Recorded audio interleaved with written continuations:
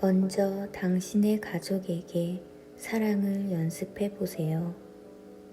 당신의 가족을 더 많이 사랑하도록 노력해 보세요.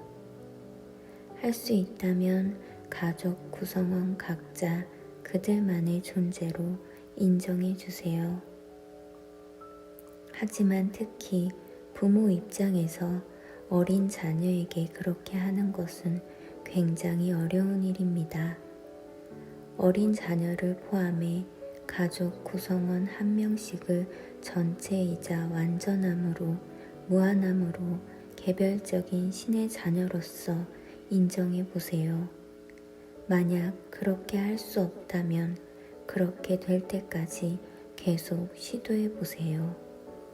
사람들은 서로를 필요로 하고 그것을 사랑이라고 생각합니다. 고집스럽게 붙들고 있는 소유의 개념은 사랑의 의미와는 정반대되는 것입니다. 세상이 사랑을 바라보는 방식은 공유하는 사랑이 아니라 개인의 만족을 얻고 에고의 필요를 채우는 것입니다. 진정한 사랑, 우리가 이야기하는 그 사랑은 그것을 나누는 것 외에는 그 어떤 것도 더 원하지 않습니다. 그리고 사랑을 나눌수록 기쁨은 더욱 커집니다. 허용과 수용은 사랑의 또 다른 좋은 정의입니다.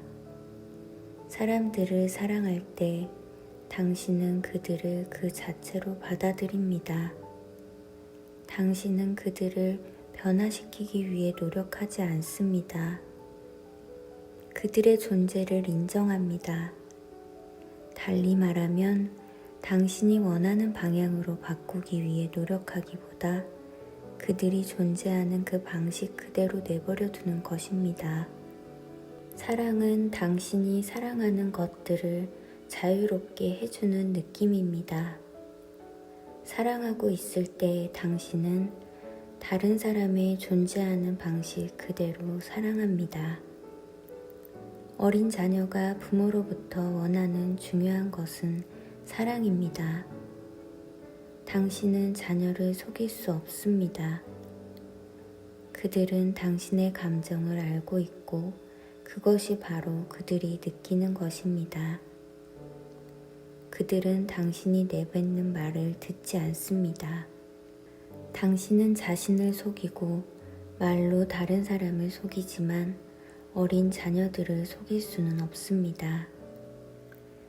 그러나 어린 자녀에게 사랑을 주는 것은 그 자녀의 이번 생애 동안 사랑을 개발시킬 수 있는 기회를 만들어주는 것입니다. 그리고 그 자녀의 매우 행복한, 최고로 행복한 삶의 조건을 이루도록 해주는 영양분입니다.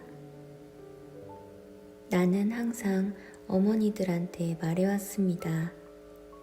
만약 여러분의 자녀들을 돕기를 원한다면 여러분 자신을 도우세요. 그것이 당신 자녀들을 돕는 최고의 방법입니다. 당신이 자녀를 사랑할 수 있기 전에 사랑이 무엇인지 알아야만 하고 그것을 개발시켜야 하고 사랑하는 충분한 능력을 갖춰야 합니다. 자녀들을 위해 당신이 할 수 있는 최고의 것은 모범이 되는 것입니다. 모범이 되는 것은 자녀들을 가르치는 최고의 방법이기 때문입니다. 대부분의 아이들은 자라는 동안 자신의 부모를 롤모델로 삼습니다. 그리고 부모처럼 되기를 간절히 바랍니다. 문제아이가 있을 경우 아이 자체가 아니라 부모에게 비난의 화살이 돌아오는 이유도 바로 이 점 때문입니다. 그러므로 만약 당신이 어려움에 빠진 자녀를 돕기를 원한다면 먼저 자신을 도와야 합니다. 그러고 나면 당신은 의식적으로 무엇인가를 해야 할 필요가 없다는 것을 깨닫게 될 것입니다. 아이들은 이미 사랑으로 가득 찬 부모로부터 위안을 받고 치유받기 때문입니다. 그 결과 당신 스스로를 돕게 되고 아이들이 무사히 잘 자라는 것도 보게 될 것입니다. 만약 어떤 자녀를 진정으로 사랑한다면 그들을 자유롭게 해줍니다. 그들이 자라나고 꽃처럼 활짝 피어나고 밖으로 나오는 것을 그대로 허용합니다. 그들을 속박하려고 노력하지 않습니다. 당신은 어떤가요? 자녀를 진정으로 사랑하나요? 아마 그렇지 않다고 생각하는 사람은 한 명도 없을 것입니다.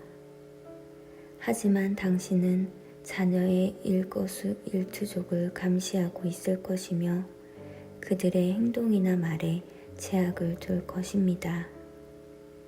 그들은 결코 자유롭지 않습니다. 하지만 자녀들 역시 당신과 마찬가지로 신의 존재입니다. 그렇기 때문에 항상 자유롭게 지낼 수 있고 편안하도록 이끌어 주어야 합니다. 또 그들을 사랑하고 그들을 풀어주어야 합니다. 그들도 당신처럼 신적인 존재임을 알아야 합니다. 아마 당신이 그렇게 하지 않더라도 그들은 자신이 시작한 방식대로 삶을 살아갈 것입니다. 그 과정에서 당신과 대립하게 되는 것입니다. 행복한 가정을 원하나요? 그러면 이제부터 자녀가 자유롭게 당신에게 부속되지 않은 존재임을 느끼게 하기 위해 부단히 노력해야 합니다. 이것은 애착적인 사랑보다 높은 수준의 사랑입니다. 그들을 이끌어주세요. 자유롭게 해준다면 그들은 기꺼이 당신에게 길잡이를 청할 것입니다. 자녀에 대한 모든 애착 때문에 대부분의 부모들은 조정하려고 애쓰고 그들은 저항합니다. 이런 방식으로 부모 세대, 아니 그 이전에도 계속 길들여져 왔습니다. 이 방식으로 자식들을 길들이고 자식들은 또 그들의 자식들을 그렇게 길들일 것입니다. 이 패턴을 누군가 멈추지 않는 한 계속될 것입니다. 자녀의 양육 방법이 시작부터 올바르다면 저항 없이 성취될 수도 있습니다. 그들에게 가능성과 대안들을 보여주고 스스로 결정을 내리게 하세요.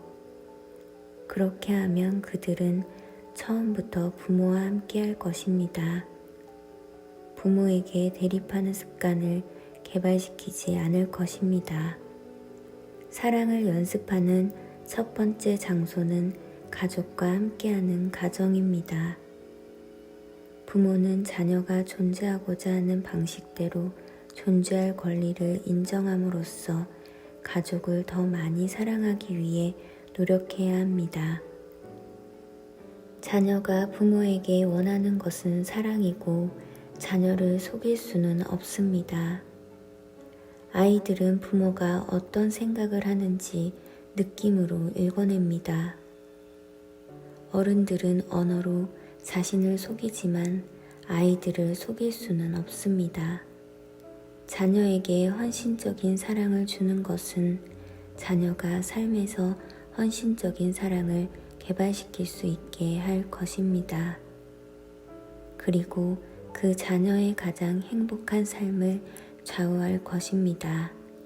아이에 대한 감정이 사랑이라면 부모가 어떻게 행동하는지는 문제되지 않습니다.